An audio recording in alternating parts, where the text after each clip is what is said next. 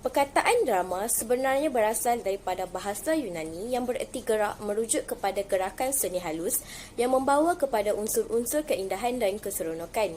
Drama adalah berkaitan dengan gambaran kehidupan menerusi pendedahan pertikaian dan emosi melalui aksi dan dialog.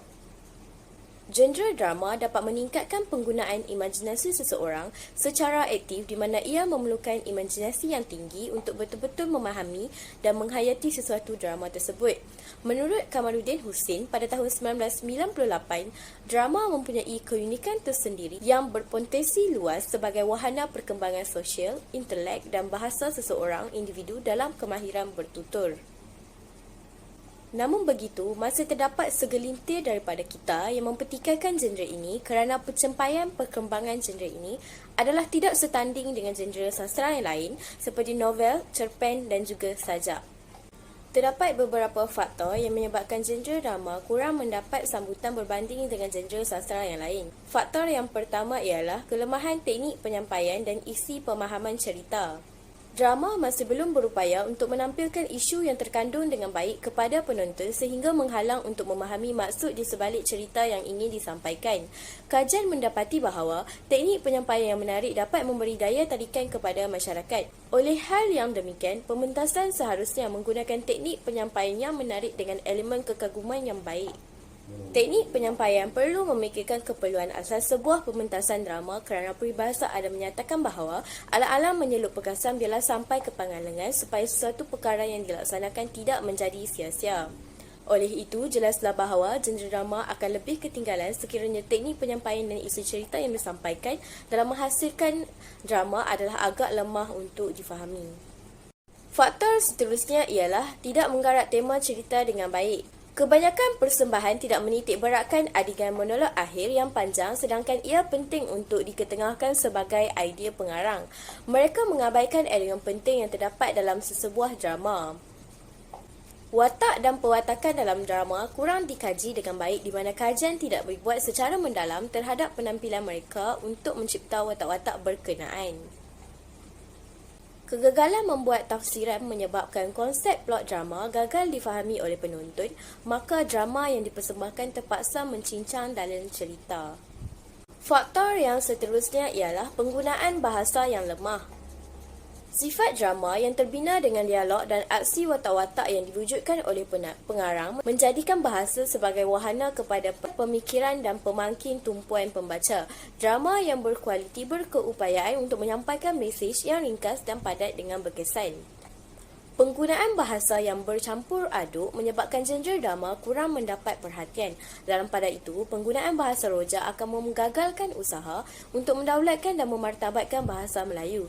Justru itu, genre drama akan terus ketinggalan sekiranya karyawan kita sendiri yang menganaktirikannya. Faktor yang seterusnya ialah tidak menerapkan unsur realisme. Unsur realisme menunjukkan paparan realiti dunia sebenar yang menegaskan pelukisan cerita dengan kejujuran yang sempurna. Sekiranya unsur ini tidak diterapkan, penonton tidak tertarik memandangkan ianya tidak mempunyai hubungan dengan kehidupan sebenar.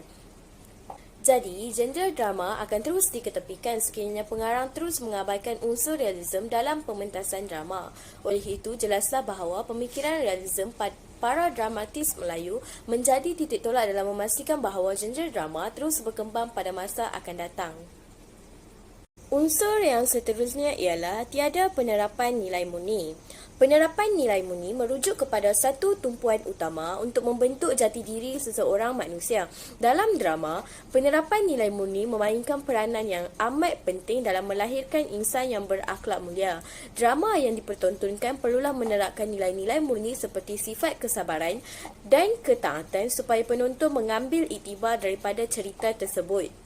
Ketiadaan penerapan nilai murni menjadikan drama tidak berkualiti kerana tidak mampu untuk memberi pengajaran kepada penonton. Lantaran itu, kita tidak dapat melahirkan moral insan yang mampu mengaplikasikan nilai-nilai baik yang terdapat dalam drama tersebut dalam kehidupan seharian.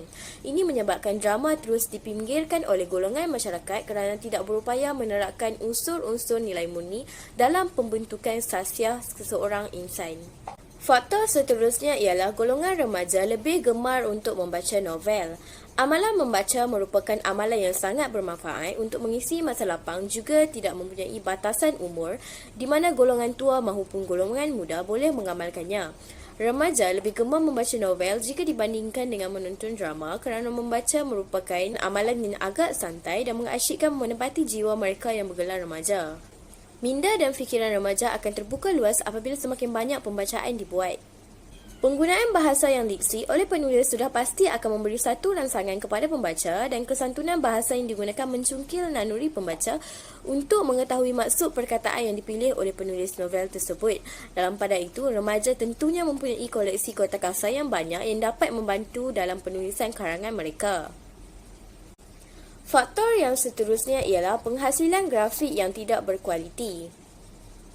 Persembahan grafik di dalam drama perlulah dianalisis terlebih dahulu dan perlulah merujuk kepada unsur-unsur penggunaan tulisan atau sebarang bentuk persembahan visual dalam bentuk grafik seperti persembahan drama yang dihasilkan. Ketidakcekapan dalam penggunaan teknologi menyebabkan grafik yang dihasilkan tidak berkualiti seperti yang diharapkan. Ini secara tidak langsung menyebabkan genre drama tidak diminati oleh golongan masyarakat berbanding dengan genre sastera yang lain.